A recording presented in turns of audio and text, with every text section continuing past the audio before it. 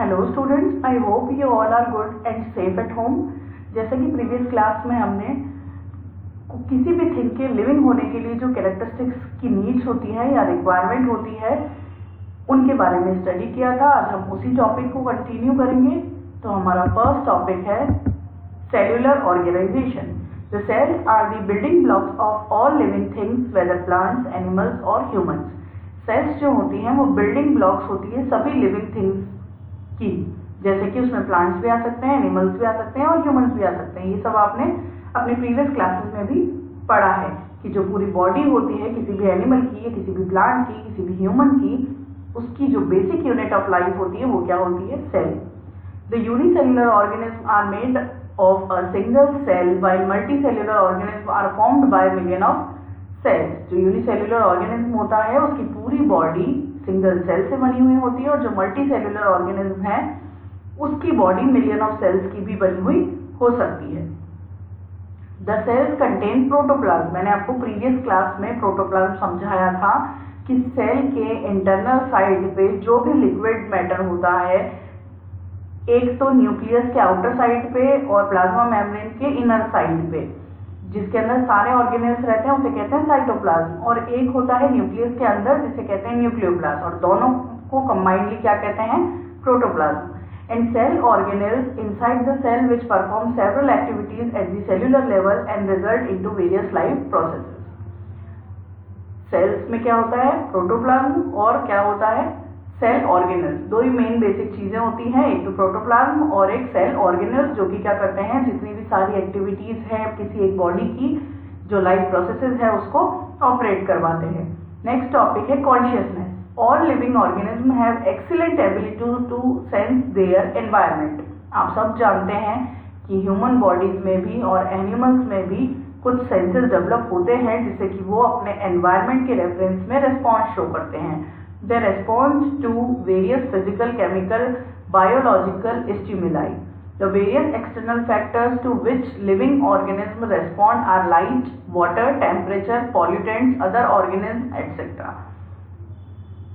जो living organism हैं वो किन एक्सटर्नल फैक्टर्स के रेफरेंस में रिस्पॉन्स शो करते हैं? तो वो ये सब है लाइट, वाटर, टेम्परेचर, पॉल्यूटेंट्स और अदर ऑर्गेनिज्म। लाइट ड्यूरेशन और photoperiod affect many seasonal breeders, plants as well as animals. Light duration और फोटो पीरियड जो होता है वो प्लांट्स को भी इफेक्ट करता है और एनिमल्स को भी इफेक्ट करता है, इसीलिए सबका जो ब्रीडिंग सीजन है वो क्या होता है? Different different. किसी का समर्स में होता है, किसी का विंटर्स में होता है, क्योंकि उसमें लाइट और टेम्परेचर दोनों का इफेक्ट शो होता है। All living things respond to chemicals entering in their bodies. Humans are superior to all living things as they have an additional ability of self consciousness. बाकी सब में भी बहुत सारी एबिलिटीज होती है, लेकिन ह्यूमन जो है वो सबसे सुपीरियर है। और उन सुपीरियर क्यों है? उनमें एक तरह की सेंसिबिलिटी और होती है जिसे क्या कहा जाता है? Self consciousness. Therefore consciousness can also said to be a defining property of living organism. इसीलिए कॉन्शियसनेस को भी क्या कहा गया है? Defining property. However in human beings it is more difficult to define living state. Example, patients lying in coma supported by machines that replace heart and lungs are brain dead with no self consciousness. Humans में भी एक ऐसी condition होती है जिसमें जो human being है वो लिविंग स्टेज में नहीं रहता। वो कौन सी कंडीशन है? कोमा वाली कंडीशन, जिसमें कि जो बॉडी है, मेन बॉडी के अंदर हार्ट, लंग्स और ब्रेन जो है वो मशीन्स पर डिपेंड करता है। इसलिए उन लोगों को जो कोमा में होते हैं उन्हें क्या कहा जाता है? Brain dead with no self consciousness, क्योंकि वो किसी भी तरह की एक्सटर्नल जो है थिंग्स को रिस्पॉन्ड नहीं करेंगे। एक्सटर्नल एनवायरनमेंट से रिलेटेड कुछ भी हो तो वो उसे रिस्पॉन्ड नहीं करेंगे। नेक्स्ट है बॉडी ऑर्गेनाइजेशन। अब आप सब जानते हैं बॉडी ऑर्गेनाइजेशन क्या होता है, कि जो बॉडी है चाहे प्लांट्स की हो चाहे एनिमल्स की हो, किससे बनी हुई होती है और कैसे बनती है। The body of living organism is organised, that is several component and sub components cooperate with each other for the functioning of whole body. जो बॉडी है लिविंग ऑर्गेनिज्म की ऑर्गेनाइज होती है, उसके बहुत सारे कंपोनेंट्स होते हैं। Physical and biological hierarchies. There is a physical hierarchy and biological hierarchy in organization of living body. 2 types के hierarchies होते हैं, physical और biological. In physical hierarchy various non living components aggregate to form compounds. Physical hierarchy का मतलब है सिर्फ physically किसी चीज का फॉर्म होना। तो किसी चीज का फॉर्म, जैसे सैंड के छोटे छोटे पार्टिकल्स या बहुत सारे सैंड को इकट्ठा करके हम एक क्या बना सकते हैं, जैसे रेत का टीला होता है वो सैंड से मिलकर बनता है, तो वो एक फिजिकल हायरार्की है नॉन लिविंग बॉडीज के लिए। which finally enter the living world in the form of cells. These cells organize to form tissues that form organs, and several organs combustive to form organ system. Finally many organ system organize and form a living organism. एक जो living organism होता है वो कैसे किन किन चीजों से बना होता है। सबसे पहले सेल्स बनती हैं, ग्रुप ऑफ सेल्स को हम क्या कहते हैं, टिश्यूज। तो सेल्स के बाद क्या बनते हैं, टिश्यूज। टिश्यूज के बाद ऑर्गन, ऑर्गन के बाद ऑर्गन सिस्टम, और फाइनली ऑर्गन सिस्टम के बाद क्या बनती है, पूरा एक लिविंग ऑर्गेनिज्म की body. The properties of tissue are not present in the constituent cells but arise a result of interaction among the constituent cells. For example, bone is a hard tissue which provides framework to the body, but the cells present inside it do have this property. जो bone होती है वो एक hard tissue है जो क्या बनाती है, हमारी बॉडी का फ्रेमवर्क, लेकिन उसके इनसाइड जो सेल्स प्रेजेंट होती है वो भी उसमें पूरी तरह से हेल्प करती हैं पूरी बॉडी को बनाने के लिए। This phenomena of interaction between various components of the body result in the hierarchy of organization. जो सेल्स के बीच में इंटरेक्शन होता है जिससे टिश्यूज, ऑर्गन्स, ऑर्गन सिस्टम्स ये सब बनते हैं, उसी को कहा जाता है hierarchy of organisation. The various life processes are the result of this interaction and coordination. जितने भी लाइफ प्रोसेसेस है सब इन्हीं इंटरेक्शन और कोऑर्डिनेशन का रिजल्ट होते हैं। Next,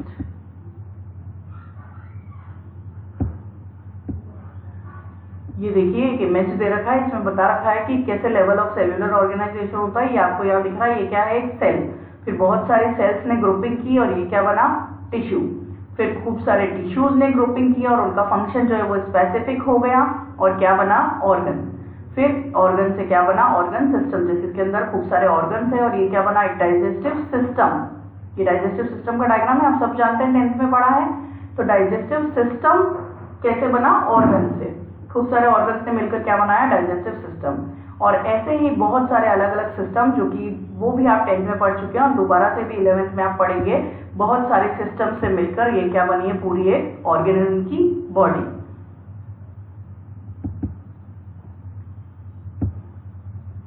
The complexity in organization enable living organism as to be self-replicating, evolving, self-regulating and responding to external stimuli.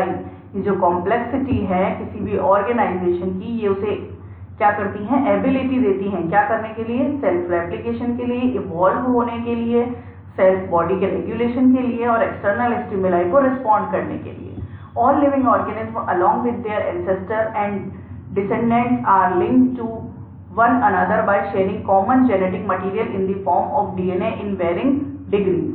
जितने भी हमारे एंसेस्टर है उनसे हमें बेसिकली क्या मिला है, सिर्फ डीएनए। एक डीएनए ही ऐसी थिंग है या जेनेटिक मटेरियल है, ये जानते हैं, आप लोगों ने पढ़ा है पहले भी और आगे पढ़ेंगे आप 12th में इस टॉपिक को डिटेल में कि कैसे डीएनए एक जनरेशन से दूसरे जनरेशन में ट्रांसफॉर्म होता है। लेकिन उससे पहले मैं आपको ये बता दूं कि एकमात्र डीएनए ऐसी चीज है जो कि एंसेस्टर से जितने भी डिसेंडेंट से सब में ट्रांसफर होती है या जितने भी जनरेशन से उसमें ट्रांसफर होती है।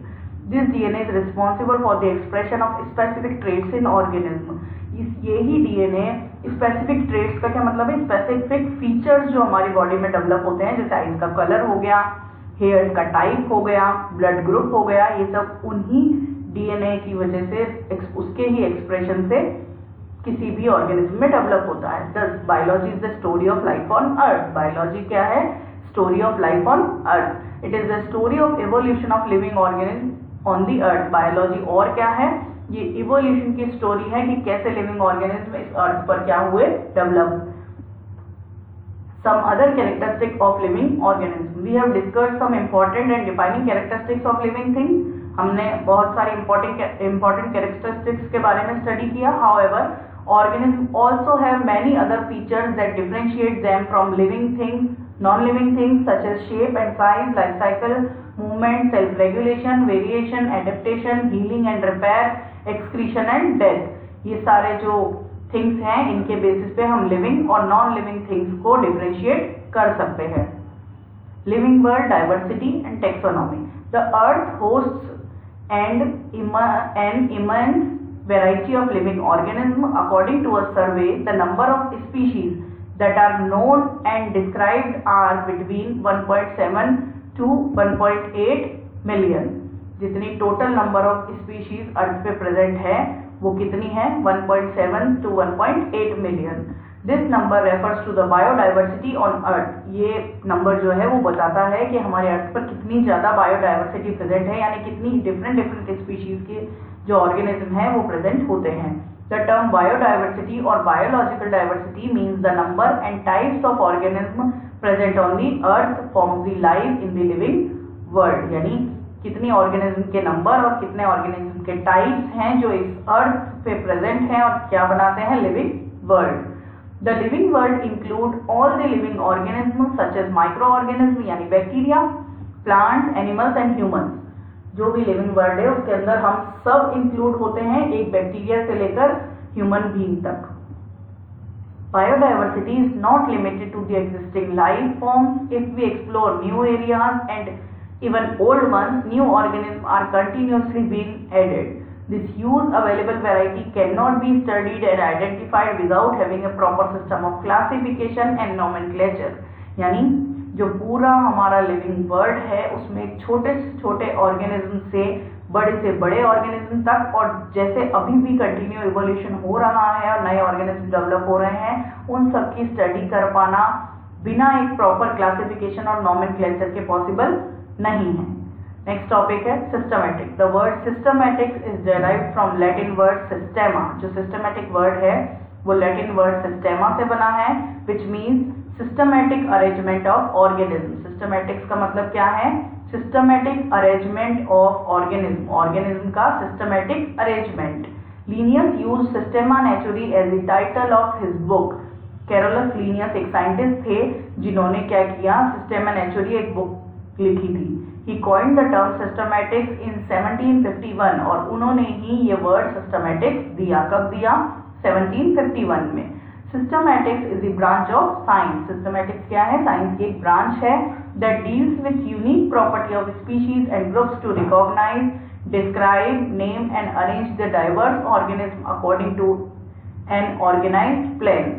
वो क्या करती है? यूनिक प्रॉपर्टीज बताती है स्पीशीज की और क्या करती है? उन्हें ढूंढने में, ग्रुपिंग में, डिस्क्राइब करने में, उनके नेम्स बताने में, उनको उनकी प्रॉपर्टीज के अकॉर्डिंग अरेंज करने में, एक ऑर्गेनाइज्ड प्लान बनाने में हेल्प करती है। In 1961 Simpson defined systematic as the study of diversity of organism and all their comparative and evolutionary relationship. एक और साइंटिस्ट आए सिम्पसन जिन्होंने सिस्टमैटिक को डिफाइन किया कि सिस्टमैटिक्स क्या है? Study of diversity of organism and all their comparative and evolutionary relationship. यानी जितने भी ऑर्गेनिज्म प्रेजेंट है उनकी डाइवर्सिटी और उनके बीच में जो भी कंपैरेटिव और इवोल्यूशनरी रिलेशनशिप है उसकी स्टडी को क्या बताया? Systematics. Based on comparative anatomy, physiology, biochemistry and ecology, the word systematics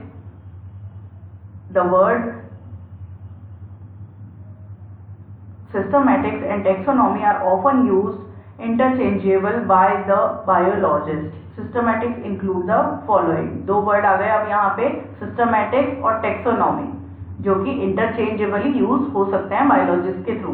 कई सिस्टमैटिक्स वर्ड यूज करते हैं और कई जो है वो टेक्सोनॉमी वर्ड यूज करते हैं।